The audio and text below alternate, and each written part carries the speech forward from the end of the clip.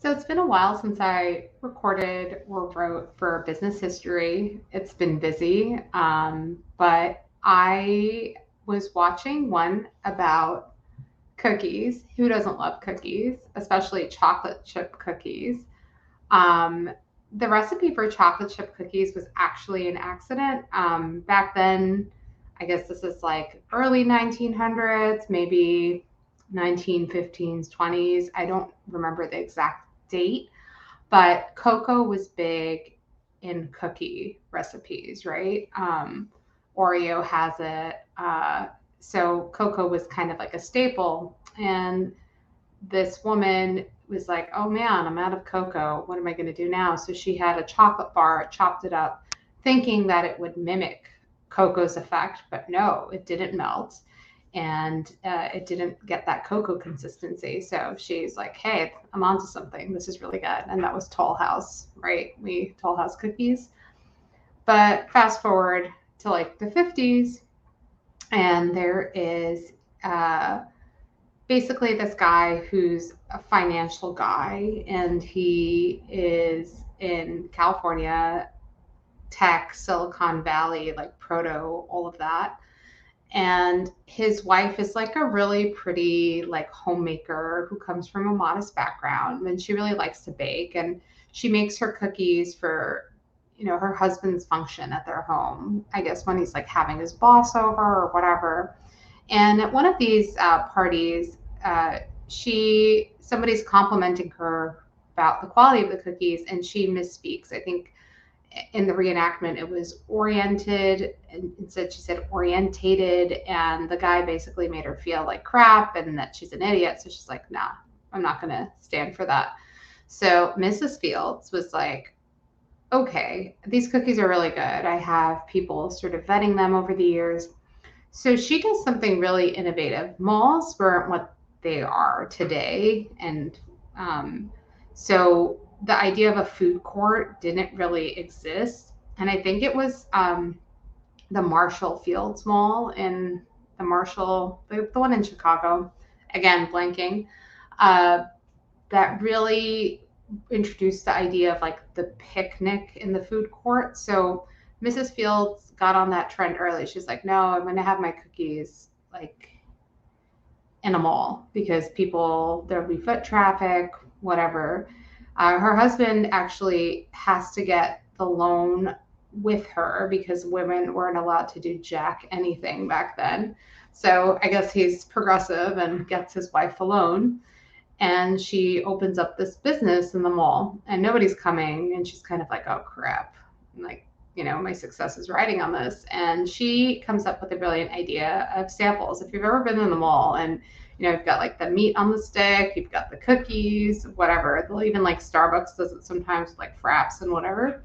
But she really pioneered that. Like, she was convinced her product was so good that she was like, well, if people taste it, they're going to come and buy more. And it worked. And she started becoming very successful.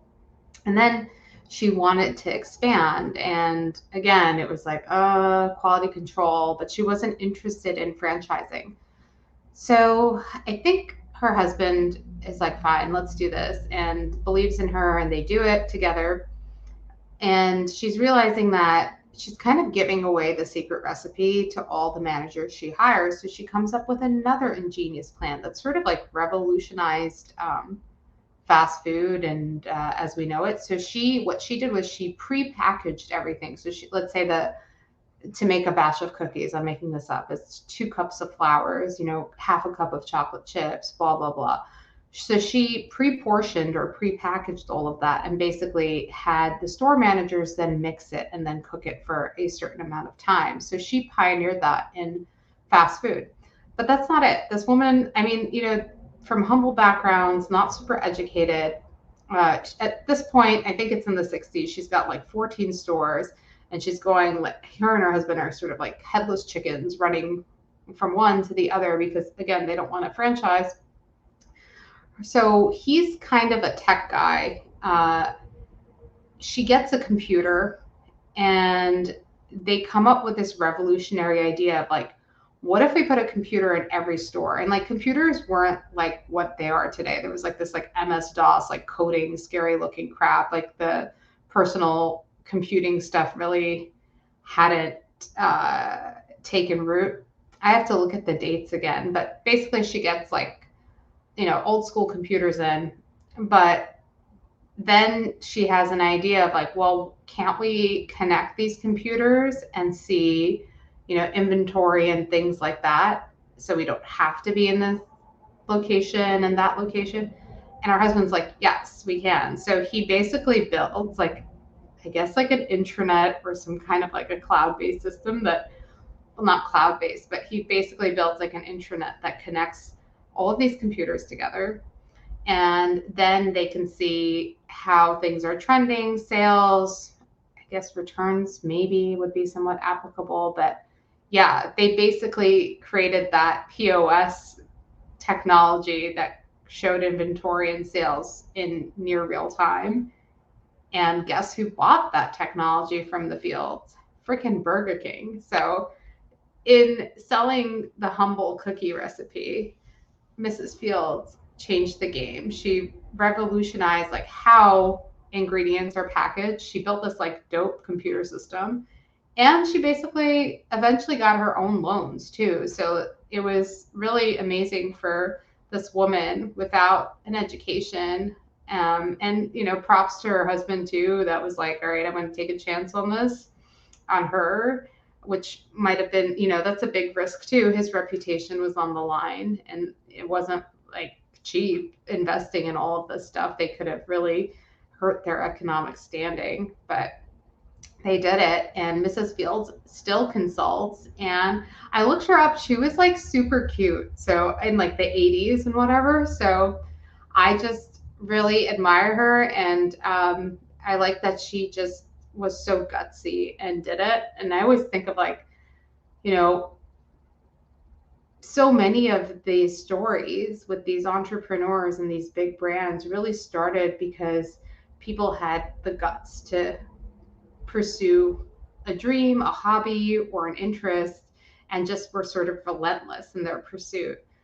I mean, you could say that, a lot of the businesses I've also studied are in sort of like post Gilded Age, early, late 1800s, early 1900s, 1950s, 1960s.